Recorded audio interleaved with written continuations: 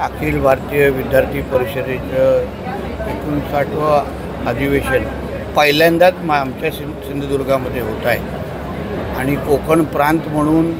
पालघरपासून ते गोवापर्यंत सगळेच आमचे विद्यार्थी मोठ्या प्रमाणामध्ये जवळपास 600 विद्यार्थी आमच्या सिंधुदुर्गामध्ये या परिषदेसाठी आलेले आहेत। आम्ही सगळे एकत्र येऊन आमच्या देशाला योग्य आकार द्यायचा असेल,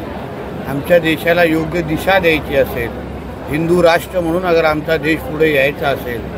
तर ही विद्यार्थीच आमची खरी संपत्ती आहे आणि त्यांच्याशी संवाद साधणं, त्यांना मार्गदर्शन करणं, त्यांची साथ देणं, त्यांनी ताकद देणं हेच आमच्यासारख्या सगळ्या कार्यकर्त्यांची जबाबदारी आणि कर्तव्य असल्यामुळे